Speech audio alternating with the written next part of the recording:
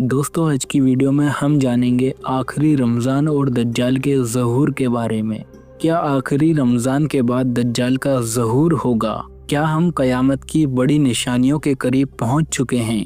क्या वो वक्त आ गया है जब फ़रेब और धोखे का सबसे बड़ा इम्तिहान दुनिया पर नाजिल होगा?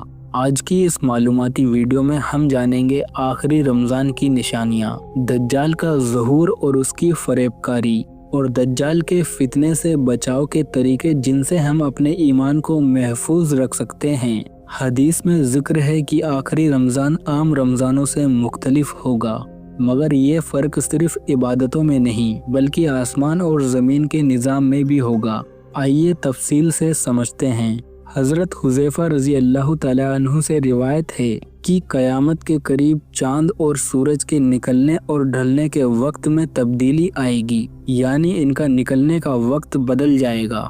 सही मुस्लिम में है कि क़यामत की निशानी में से एक निशानी ये है कि सूरज मगरिब से निकलेगा और उस दिन तौबा का दरवाज़ा बंद हो जाएगा।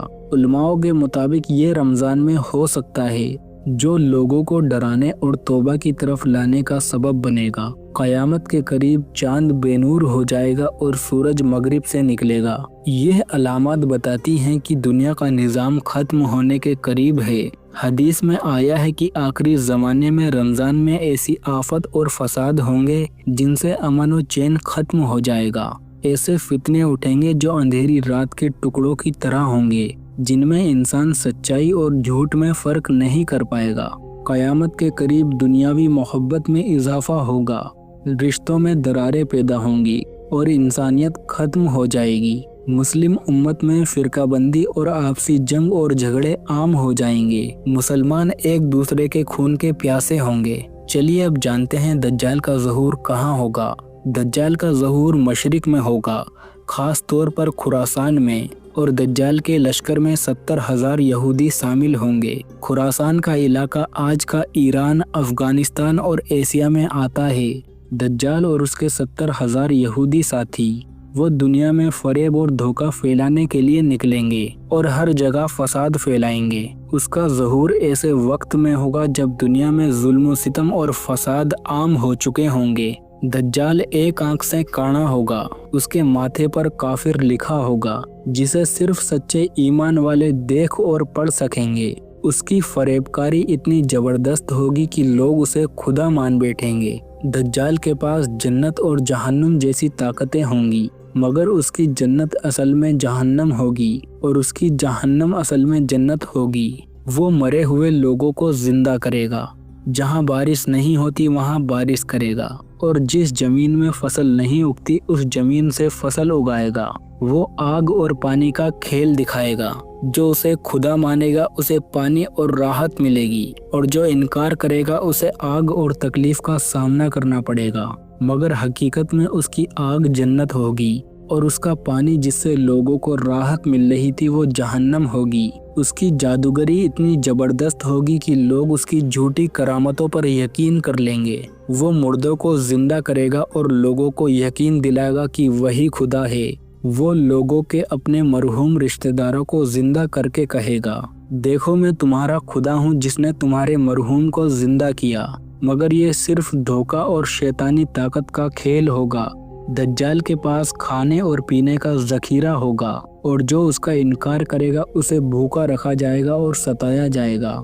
वो भूखमरी में भूखे और प्यासे लोगों को खाने पीने का लालच देगा। जो उसकी तस्दीक करेगा उसे खाना पीना और राहत मिलेगी, मगर ईमान वाले उसकी पेशकश को ठुकरा देंगे, चाहे उन्हें भूखा और प्यासा ही क्यों न रहना पड़े। दज्जाल के फितने से बचने के लिए सबसे बड़ा हथियार ईमान, इल्म और इबादत है। हमारे प्यारे नबी मोहम्मद सल्लल्लाहु अलैहि वसल्लम ने हमें दज्जाल के फितने से बचने के लिए मुकम्मल तालीम दी है, जिससे हम उस फरेबी दौर में भी अपने ईमान को महफूज रख सकते हैं। हदीस में आता है, हर नमाज के बाद दज्जाल के फितने से अल्लाह से पनाह मांगो। सही मुस्लिम में आता है, जो शख्स सूरह अल कहफ की पहली 10 आयत याद करेगा वो दज्जाल के फितने से महफूज रहेगा। सूरह अल कहफ में उन लोगों का तज़किरा है जिन्होंने ईमान के लिए सब कुछ कुर्बान कर दिया। ये आयत हमारे दिल में ईमान को मजबूत करती है और दज्जाल के फरेब से बचाती है। आखिरी रमज़ान की सबसे बड़ी निशानी इमाम मेहदी का ज़हूर है, जो दुनिया में इंसाफ और अमन कायम करेंगे। हदीस में आता है, हुजूर सल्लल्लाहु तआला अलैहि वसल्लम ने फरमाया, मेरे अहले बैत में से एक शख्स मेहदी आएंगे जिनका नाम मेरे नाम पर होगा, और वो ज़मीन को इंसाफ से भर देंगे जैसे वो जुल्म से भर चुकी होगी। इमाम मेहदी का ज़हूर रमज़ान के महीने में हो सकता है जब दुनिया में फसाद और जुल्म आम हो चुका होगा।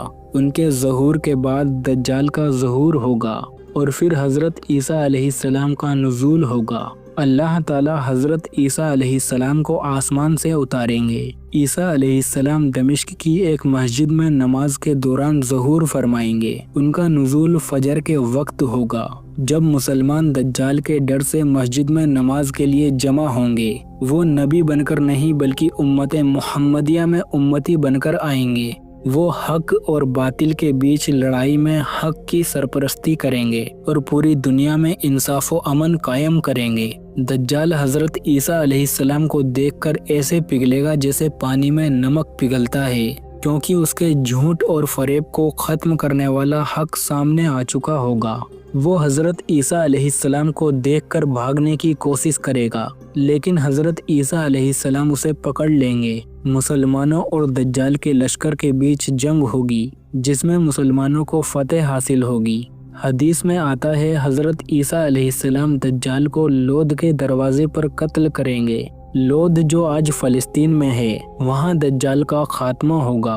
उसके कत्ल के बाद उसकी फरेबी और झूठी ताकत भी खत्म हो जाएगी। कुछ रिवायतों में आता है कि जब दज्जाल के लश्कर और मुसलमानों के बीच जंग होगी तो उस जंग में मुसलमान दज्जाल और उसके लश्कर पर फतेह हासिल कर लेंगे, लेकिन उस जंग से भागकर कुछ यहूदी पेड़ और पत्थरों के पीछे छुप जाएंगे। तो वो पेड़ और पत्थर आवाज निकाल कर कहेंगे कि ए मुसलमान, ये यहूदी मेरे पीछे छुपा है, इसे कत्ल कर दे।